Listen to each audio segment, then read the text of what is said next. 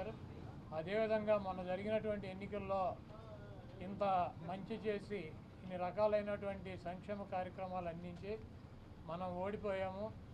ఇది ఒక మిరాకిల్గా ఉంది.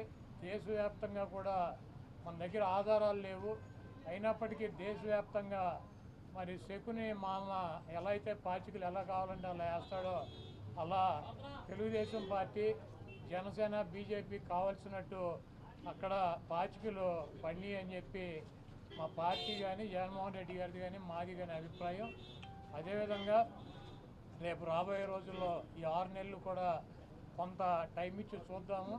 ఆ తర్వాత చంద్రబాబు నాయుడు చెప్పినటువంటి దొంగ హామీలని ఎట్టి పరిస్థితుల్లోనూ నెరవేర్చలేడు. ఎందుకంటే ఇవాళ చూసాం సూపర్ 6 అని పెట్టాడు. ఆ సూపర్ 6లో 18 సంవత్సరాలు దాటినటువంటి ప్రతి మహిళకి 1500 పెన్షన్ ఇస్తా అన్నాడు. రేపు 1వ తారీఖు ఇస్తున్నాడా? దాని గురించి మాట్లాడట్లా. 3 గ్యాస్ సిలిండర్లు ఇస్తా అని చెప్పాడు, దాని గురించి మాట్లాడట్లా. బస్సుల గురించి మాట్లాడట్లా. అదేవిధంగా బీసీ కానీ, ఎస్సీ కానీ, ఎస్టీ కానీ వర్గాలకి 50 సంవత్సరాలు దాటిన వాళ్ళకి పెన్షన్ ఇస్తానని చెప్పాడు సూపర్ 6లో. దాని గురించి మాట్లాడట్లా. అది ఎప్పుడు ఇస్తాడో చెప్పట్లా.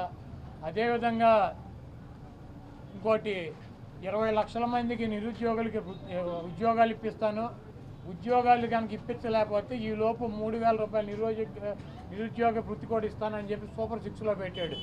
మొన్న తెలంగాణలో హరీష్ రావు గారు మాట్లాడుతూ చెబుతున్నాడు, చంద్రబాబు నాయుడు గారు చెప్పిన వాగ్దానాన్ని ఏమీ చెప్పాడు.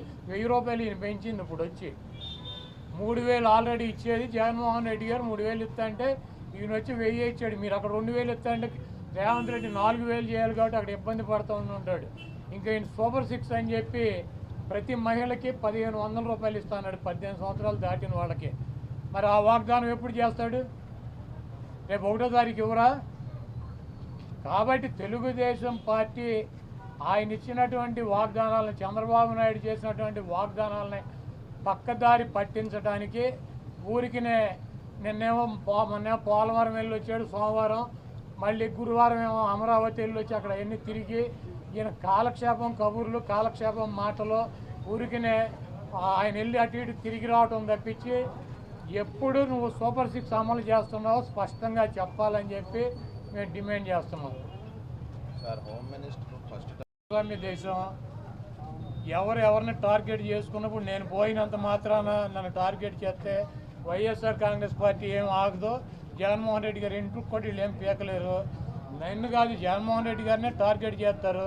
ఇక్కడ మీరున్న సెక్యూరిటీ అంతా తీసేసి, గన్మెన్లు తీసేసి, ఇంకా 15 రోజులు ఎలక్షన్ జరగలేదు, కమిటీ సిఫార్సులు రాలేదు, ఇక్కడ మొత్తం అంతా కూడా సెక్యూరిటీ తీసేశారు కదా.